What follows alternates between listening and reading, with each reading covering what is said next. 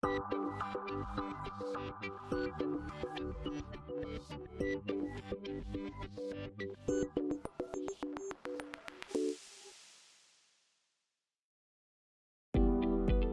tem garçom servindo uma gelada, pode ter certeza, tem cliente bebendo. Sair para tomar uma cervejinha já é tradição entre muitos brasileiros. A frequência é que varia. Uma vez por semana, a cada 15 dias, por aí. Socialmente, assim, uma vez por semana, 2 vezes por semana, no máximo. 5 vezes na semana. É uma sensação de relaxamento durante a semana, o dia a dia estressante. Me sinto mais tranquilo tomando uma cerveja ou enfim, outra bebida. Eu gosto bastante. A reunião de amigos é o argumento para a bebida. É como se o álcool agregasse gente. Fica divertido, descontraído, encontrar os amigos, relaxa. Sim, interage as pessoas, a gente relaxa, é tranquilo. É um momento de entretenimento, é bom, é bom. Se não alterar, é bom. Eu acho que a bebida faz parte da reunião, dos contatos, da aproximação das pessoas, né? Isso, historicamente, né, entre os egípcios, os gregos, era forma de aproximação, era forma de comunicação. Este grupo não perde a oportunidade. Qualquer ocasião é motivo para celebrar. Os encontros são frequentes. Na mesa, um bom drink não pode faltar. Hoje em dia eu acho que é um hábito cultural, né? As pessoas, elas acham que beber é uma coisa. Se você fala assim, hoje eu não vou beber, todo mundo, nossa, por que você não tá bebendo? O que aconteceu? O Ramon geralmente pede algo quando vai a uma festa. A bebida, para ele, serve também para dar uma quebrada na timidez. Deixa mais desinibido, né? Às vezes a gente tá inibido, a gente quer relaxar, quer ficar mais desprendido na balada ou num barzinho, numa pub, então eu bebo por isso. Mas a regra é bem clara, novas rodadas só se eles ainda estiverem sóbrios. No início, a bebida ela era algo que sempre tinha que ter. Era assim, a gente saía, tomava um drink, tomava uma cerveja. Hoje não, hoje com o passar dos tempos, aí a gente aprende a beber. E aí virou algo social mesmo. A gente se impõe o limite, na verdade, né? Porque aí, querendo ou não, a gente começa a sentir que tá ficando meio tonto. Mas aí nisso, sem problemas nenhum. A decisão de beber apenas socialmente veio depois de uma experiência ruim. Gabriel tinha ido a um churrasco da faculdade. Entre um copo e outro, saiu de lá praticamente carregado. Continuou bebendo, só que desta vez numa balada. O resultado não foi dos melhores, não. Bebi o dia todo e de lá fui pra balada. E continuei bebendo na balada. E eu acabei ficando alterado e não senti quando pegaram o meu celular do meu bolso. E aí foi a partir daí que eu comecei a me atentar mais, ficar mais atento em relação à bebida. No mês em que se comemora o combate ao alcoolismo, um dado preocupa. Um levantamento nacional sobre o uso de drogas pelos brasileiros, feito pela Fiocruz, revelou que mais da metade da população entre 12 e 65 anos declarou ter consumido bebida alcoólica pelo menos uma vez na vida. 2.300.000 pessoas apresentaram critérios para a dependência do álcool. Entre os homens, o uso desenfreado acaba sendo mais frequente. Bebidas como esta atraem a clientela principalmente pela apresentação. Mas por trás da beleza e das cores do drink está o álcool. E quando ele é consumido em excesso, vêm as consequências, os efeitos nocivos à saúde de quem bebe. São drogas que o indivíduo ingerindo, eles vão ter o sistema nervoso depressivo.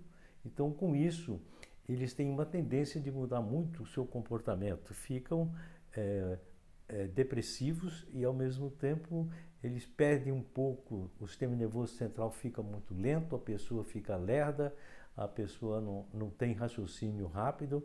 Então, com isso, ele não pode dirigir, uma pessoa pode cair, ele não tem controle. Inicialmente dá uma fase de euforia, onde a pessoa fica mais relaxada, mais desinibida, mais alegre. E depois de uma certa quantidade, começa a ficar já a um processo de depressão do sistema nervoso central, onde a pessoa pode ficar mais sonolenta, com a fala mais confusa, né, desarticulada, que a gente fala, a marcha também é alterada, e ainda também a questão da consciência, da confusão mental. E é nesses momentos que às vezes pode, por exemplo, crise de agressividade, crise de violência, né? Então nós vamos ter um impacto inicialmente de uso agudo e depois de uso crônico. E como distinguir aquele que bebe socialmente do indivíduo que é considerado alcoolista? O indivíduo que bebe socialmente é o indivíduo que tem esses hábitos e ele conhece o seu limite. O alcoolista ele não tem um limite, né? Ele não sabe parar de beber. Ele vai bebendo, bebendo e bebendo até cair. A dependência gera 3 coisas muito importantes. A dependência física. Todo indivíduo que está associado a qualquer droga, inclusive o álcool, ele tem uma dependência física. Se ele deixar subitamente de ingerir aquele álcool que ele vinha bebendo de rotina, diariamente, ele fica um bicho, ele muda o seu comportamento, o organismo dele reage. E o segundo componente é o psicológico. O indivíduo que bebe, ele se associa à bebida a tudo na vida. Se ele está triste, ele bebe, se ele está alegre, ele bebe também, né? E para satisfazer uma coisa que está faltando na vida dele. E o outro aspecto é o condicionamento. O indivíduo levanta, a primeira coisa que ele pensa é no álcool. Ele vai para um bar, já pega a bebida. Ou ele vai na casa de um amigo, ele quer beber. Ele em casa tem sempre uma bebida escondida. Ou seja, ele vive em função disso aí. João Batista tinha 11 anos quando experimentou a primeira dose. E olha que em casa ele vivia o drama do alcoolismo do pai. Lembro que as pessoas comentavam, olha, seu pai está caído na rua. É ruim. Com uma criança, você ouvir isso. E eu pensava que eu jamais ia passar por uma situação dessa. Eu não imaginava que eu seria também daquela maneira. Porque a gente, para descobrir que tem um problema do alcoolismo, só descobre só bebendo. De bar em bar, de copo em copo, viu que o vício era mais forte. O consumo com os anos passou a ser diário. Aos 30, era como se o corpo pedisse cada vez mais bebida. Eu já estava bebendo de manhã, já bebia de manhã mesmo, até para ir trabalhar. Já acordava trêmulo, então até para tirar aquele mal-estar, para parar de tremer, eu já bebia. E aí começou a ser todos os dias. Então ela começa, por exemplo, beber e não consegue trabalhar, e não consegue desenvolver as suas atividades de vida diária, né? Então isso aí começa a ter um impacto negativo, acaba desenvolvendo outras doenças que a gente fala, os quadros secundários ao alcoolismo. A gota d'água foi quando João Batista participou de um curso de brigadistas. Chegou lá embriagado. Durante uma prova prática, desmaiou. Começou a ter convulsões. Viu que se não parasse ali, as consequências seriam as piores possíveis. Aquele que bebe diariamente, com o passar do tempo, ele, através da tolerância, ele começa a exigir cada vez mais e o fígado dele é comprometido e começa a mexer com as células do fígado e elas começam a ter dificuldade de metabolizar o alimento que esse indivíduo está ingerindo e que precisa para o organismo. Então, com o passar do tempo, há uma destruição da organização do fígado e ele vai caminhar para uma cirrose. Então, antes ele faz uma hepatite, que é uma hepatite pelo alcoolismo, e essa hepatite evoluindo caminha para um quadro de uma cirrose, que é um processo irreversível e que não tem como curar, não tem como fazer transplante nesses casos, e o indivíduo só tem um caminho mesmo, que é morrer por hemorragia digestiva, por problemas ligados a um mau funcionamento ou não funcionamento mais do seu fígado. Demência e esquecimento também são quadros típicos da doença. Para se ter uma ideia da gravidade, o álcool é responsável pela morte de pelo menos 3.300.000 pessoas em todo o mundo. Este advogado explica que aqui no Brasil, o decreto 6.117 de 2007 cria a Política Nacional sobre o Álcool. Vai desde a regulamentação e adequação da publicidade do consumo do álcool, o afastamento disso de crianças e adolescentes, controles e fiscalização, a ampliação das sanções administrativas, as sanções penais com relação à utilização indevida do álcool, que por si só já são capazes de trazer uma nova educação social e uma mudança de perfil daquele que consumia ou consome efetivamente o álcool. Qualquer legislação que afirma uma política pública positiva, um cenário, um quadro positivo que venha combater o uso inadequado de drogas, do álcool ou de qualquer substância que venha a ser nociva à sociedade, sem sombra de dúvida, pode ser tida como um marco. Porque a partir dele são iniciados grupos de trabalho, empreendimentos, em faculdades, em tudo quanto é lugar, para tratar do tema. Na luta contra a doença, tratamento multidisciplinar com psiquiatras e psicólogos é essencial. O monitoramento para que o paciente não caia em tentação durante a síndrome de abstinência deve ser constante. A síndrome da abstinência é tudo que acontece quando o indivíduo para de beber. Ele resolve parar de beber, ele entra na síndrome da abstinência. Então ele começa a sentir coisas terríveis, né, e que vai fazer com que ele não continue sem beber. Ele volta a beber para desaparecer a síndrome da abstinência. É mal-estar, é dor de cabeça, é uma insônia prolongada ou é uma sonolência incontrolável. É um indivíduo que começa a ficar irritadiço com tudo e com todos. João passou por tudo isso, mas quis vencer o vício. Hoje ajuda a quem está vivendo os mesmos dias sombrios que ele. E sabe a resposta para quem oferece bebida? Hoje eu me sinto até na segurança de até falar que hoje até beber eu posso, mas a diferença é que eu não quero. Porque se eu quiser beber, eu vou beber, mas eu não quero mais beber. Eu não quero usar droga, porque eu sei de todo o resultado que será, o resultado final. Não é só o resultado de uma embriaguez, é muito mais. O Repórter Justiça vai para um rápido intervalo e volta em instantes. No próximo bloco, a repórter Fernanda Tavares fala sobre a lei seca e a relação entre o álcool e violência. Não saia daí.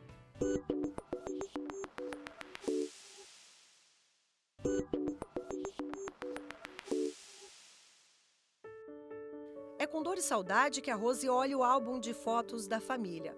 São momentos de toda uma vida com os filhos, parentes, amigos e o marido. Foram mais de 30 anos de casamento. Os dois estavam prontos para mais uma etapa, aproveitar a aposentadoria. Planos que foram interrompidos por um acidente de trânsito. No volante, uma jovem de 20 anos. A moça passou a noite toda numa festa e consumiu uma grande quantidade de álcool. Ao sair, pegou o carro que estava estacionado na casa de uma amiga. No caminho, dormiu ao volante. No dia do acidente, o Edson pedalava por esta ciclovia. Era um domingo de manhã. E, como de costume, ele ia até o final do bairro e depois voltava para casa.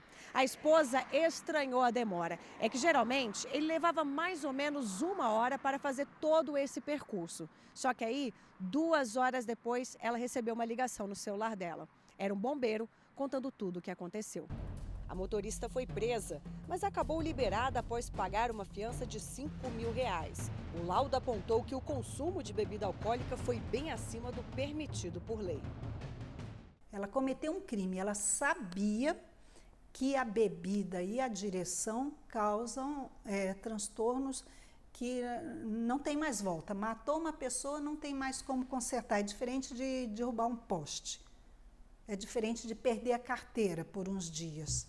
1 ano depois, a moça foi condenada a pagar pensão e danos morais e materiais à Rose. O valor chegava a aproximadamente R$1 milhão. Mas isso não aconteceu. A motorista cumpre pena alternativa e presta serviço social. Existem outros tipos de pena que serviria de exemplo. Uma pena onde ela pudesse trabalhar realmente no IML, num hospital, num asilo, que ela cuidasse de pessoas que tivessem passado por acidentes, que ela visse o que é o sofrimento de uma pessoa que foi acidentada, que foi vítima, da família dessa pessoa também, como muda tudo. No Distrito Federal, dados do Departamento de Trânsito mostram que a conscientização dos condutores aumentou após a lei seca.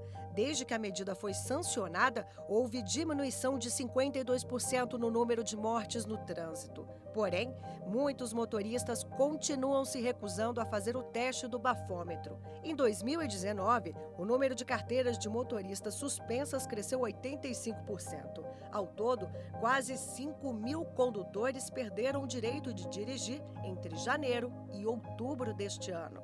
aquele que bebe e assume a condução de um veículo e venha a acidentar e matar alguém, existem decisões judiciais que não são poucas, no sentido de reconhecer que a prática do crime é um crime doloso.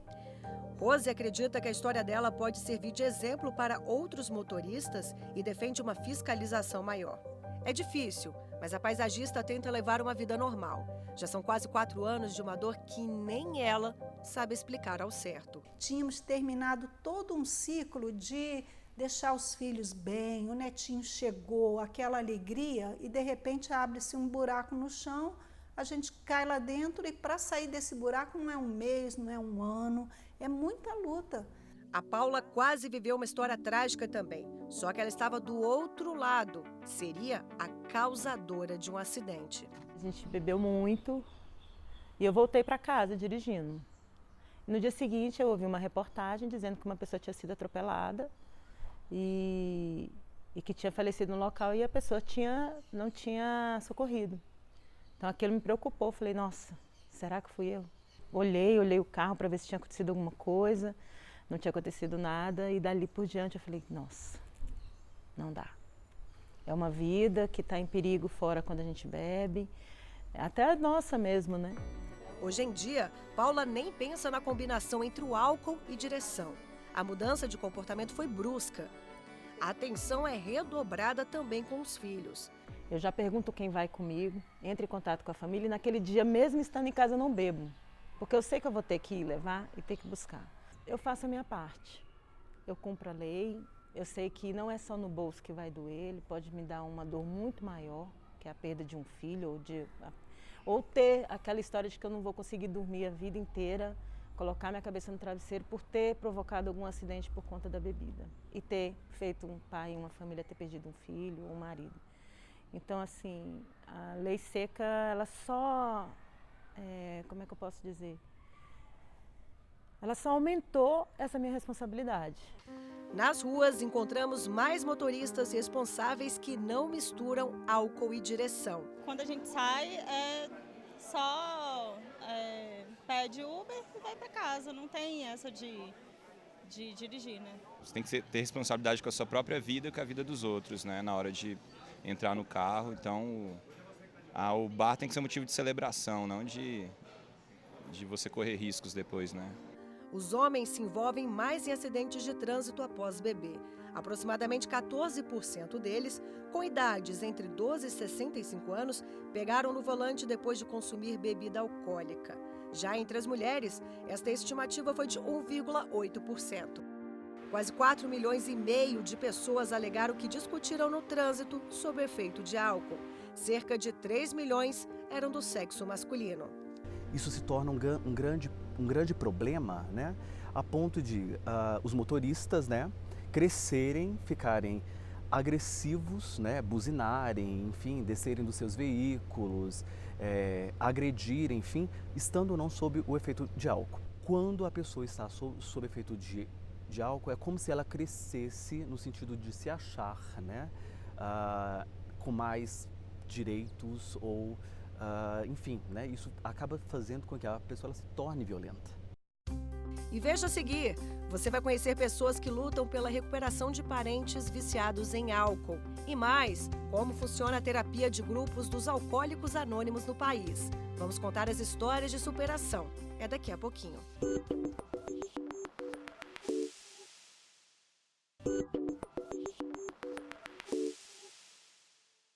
O álcool é um grande ladrão. Quando eu penso assim, tudo que o alcoolismo me roubou, ele me roubou meu pai, ele me roubou minha irmã, ele me roubou muitas oportunidades, sabe, assim, de ter uma família que fosse menos disfuncional, né? Eu não sei como seria minha vida se o alcoolismo não tivesse presente. Mas eu acredito que seria bem diferente. Por trás desta imagem, um relato emocionante. A jovem não quer se identificar. Sente vergonha, medo e angústia. Pai e irmã são dependentes de álcool. Brigas e confusão marcam a história dessa família. Falou em festa pra mim, eu chego a arrepio. Não gosto. Porque junta, né? Todo mundo bebe e sempre dá uma treta. Sempre dá um rolo. É sempre um vexame, uma coisa assim. Foram anos até ela aceitar que os familiares estavam doentes. Quem não tem conhecimento do alcoolismo e da doença que é o alcoolismo e da dinâmica do alcoolismo, olha para o alcoólatra e fala assim: se você me ama, você para de beber, né? E não entende que aquela pessoa ela está doente e que ela não consegue parar de beber. Hoje, ela tenta levar uma vida normal. Pai e irmã ainda não estão livres do álcool, mas fazem tratamento. O familiar, ele sofre tanto, né? E ele não tem alívio hora nenhuma. São 24 horas de dor, 24 horas de sofrimento. Aqui não há distinção de cor, gênero ou poder aquisitivo. Todo mundo sofre o mesmo drama. Juntos, esses homens e mulheres compartilham dores, sofrimentos e vitórias também. Um dia de cada vez. O Repórter Justiça vai conversar agora com algumas pessoas que participam de um dos 96 grupos de alcoólicos anônimos do Distrito Federal. Ninguém aqui vai mostrar o rosto ou se identificar por uma questão de privacidade e respeito às famílias. O anonimato também ajuda no tratamento de recuperação ao álcool. Muita cachaça, muita droga. E era litro de cachaça. Eu não tomava dose de cachaça, eu tomava litro. Eu bebia muito, né, desde 18 anos de idade. E eu já não tinha mais noção da minha vida, em nada mais. O alcoolismo é um dos problemas mais graves de saúde pública no nosso país.